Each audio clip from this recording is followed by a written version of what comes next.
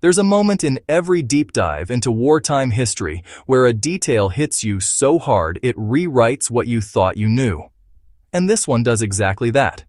Because in the shadows of World War II, long before digital patterns and laboratory-tested fabrics, there existed a camouflage design so effective that soldiers didn't just blend in, they vanished.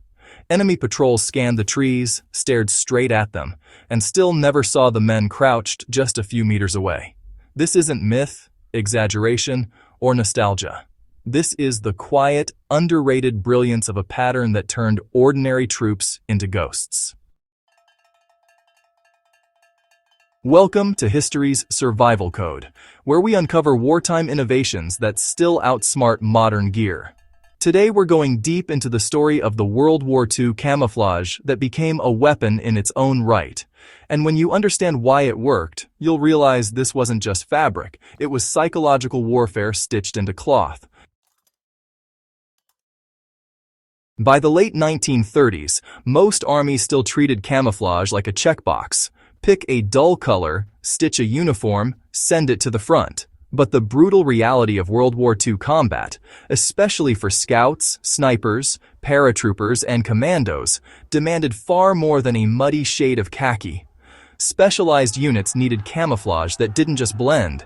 It needed to deceive, to confuse the human eye, to interrupt instinct, to hide shape, shadow, and movement, not just color.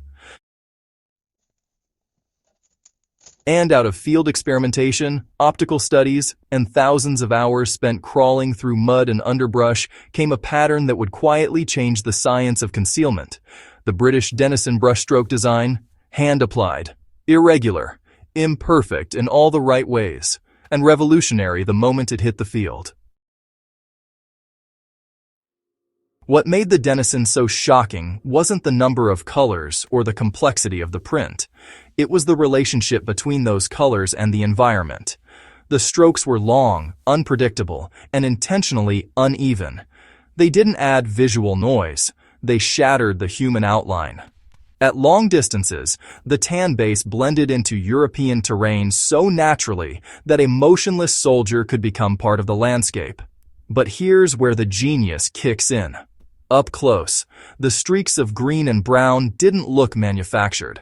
They looked organic, like something created by nature, not stamped by a factory. Even more powerful was the fact that no two smocks were identical. Because every brushstroke was applied by hand, squads didn't appear as a matching set. They appeared as irregular fragments of the environment. That variability alone made it nearly impossible for the enemy to recognize repeating patterns, a dead giveaway in natural settings. Veterans later described German soldiers sweeping binoculars across fields staring right at British recon units and still missing them entirely. Paratroopers talked about lying in knee-high grass during bright sunlight as enemy boots walked so close they could hear the leather creak. And the men held still, waited, and slipped away unseen. That wasn't luck. That was science working in real time. The Denison smock wasn't just a uniform. It was a tactical tool. And the units that understood it best used it like a weapon. Airborne troops wore it during high-risk drops where landing zones were covered by enemy fire.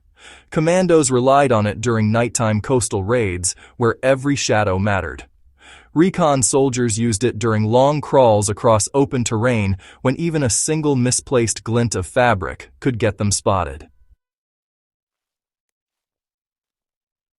They didn't simply wear camouflage, they learned how to think in camouflage.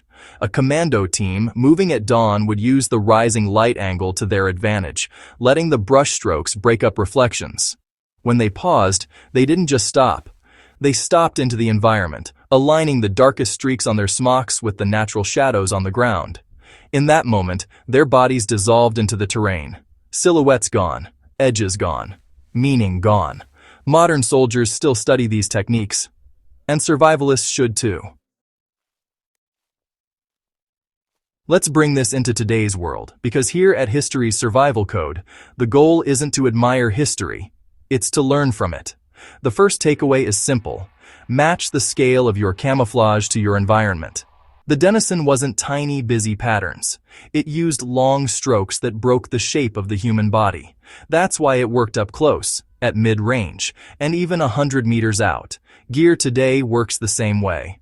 Don't buy for trend. Buy for function. Next, embrace imperfection. World War II troops understood that symmetry gets you killed. They smeared mud, added charcoal streaks, tied strips of cloth to helmets, or stuffed foliage into netting. They created irregularity because nature is irregular. You can do the same with your modern gear, whether you're hunting, filming, scouting, or simply practicing fieldcraft. Movement discipline is another massive lesson. Camouflage isn't protection unless you pair it with stillness. World War II recon troops mastered the art of freezing in positions that aligned with the terrain, not just halting randomly. If you're trying to avoid detection, you don't just stop moving. You stop moving in a place designed to erase you. And finally, avoid repetition at all costs. A repeated pattern, even a good one, becomes suspicious. Soldiers in World War II knew this instinctively, and they dirtied, modified, or adjusted their uniforms constantly. Nature rewards randomness. So should you. The Denison brushstroke pattern influenced generations of camouflage designs that came after it. Modern transitional patterns, macro-micro hybrids, and multi-terrain designs all echo principles born in the mud and forests of World War II. Its power came from something most gear today lacks: pure, unfiltered practicality. No marketing campaigns, no branding hype, just survival. And the units that wore it didn't just admire it, they trusted it with their lives. That's why this story matters. It's not nostalgia. It's a reminder that simple, functional design often outperforms flashy innovation, and it's proof that in the world of survival, past or present, nature always wins.